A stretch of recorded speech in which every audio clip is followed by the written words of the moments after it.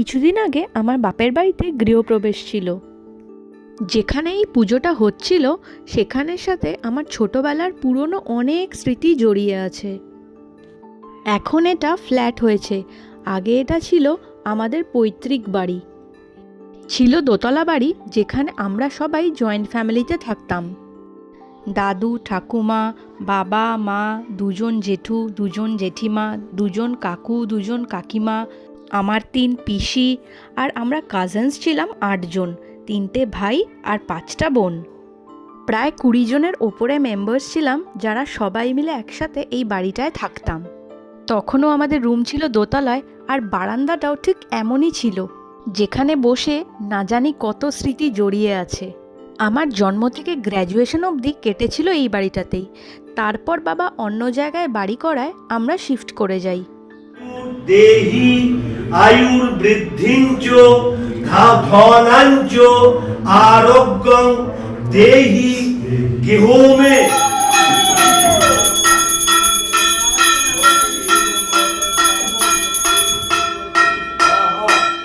মায়ের সাথে যাকে দেখতে পাচ্ছ, ইনি হলেন অমিত আঙ্কেল। আমার বাপের বাড়ি আর আমার শ্বশুর বাড়ির সমস্ত পুজোই উনি করে থাকেন। ইভেন আমার বিয়ের পুরোহিতও অমিত আঙ্কেলই ছিলেন। উনি পুরোহিত ছাড়াও ওনার কিন্তু আরেকটা পরিচয় আছে, উনি কিন্তু আমার মায়ের স্টুডেন্ট। ভীষণ ভালো মানুষ আর পজিটিভ একটা অরা আছে। ওনার ব্যাপারে পরে তোমাদের সাথে আরও গল্প করব। আগে ছিল দোতলা বাড়ি, আর এখন এটা হয়েছে 4তলা ফ্ল্যাট। ছাদে আসার পর চারিদিকটা দেখে আরও নস্টালজিক লাগছিল। ছোটবেলার সেই দিনগুলো সব মনে পড়ে যাচ্ছিল। সত্যিই খুব মিস করি সেই দিনগুলো, যখন সবাই মিলে একসাথে থাকতাম আর আমরা ভাই বোনরা মিলে কত মজা করতাম। কিন্তু সময়ের সাথে সাথে সব কিছু বদলায়। বাবা, জেঠু, কাকু সবাই আস্তে আস্তে নিজেদের মতো ফ্ল্যাট বা বাড়ি করে, এবং আমরা একে একে শিফট হতে থাকি।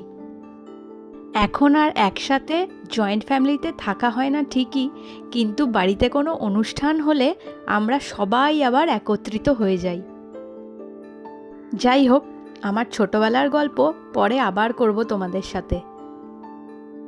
বাপের বাড়ির এই হাউস ওয়ার্মিং সেরিমনিতে একটা ছোট্ট গিফট নিয়ে গেছিলাম, চুম্বকের পিকক প্রাইড ওয়াল ক্লক। বাবা মার তো গিফটটা খুবই পছন্দ হয়েছিল, তাই নিয়ে যাওয়ার সাথে সাথেই ওয়ালে হ্যাংও করে দিয়েছিল। আজকের ভিডিওটা এখানেই শেষ করছি। Stay tune for my next video.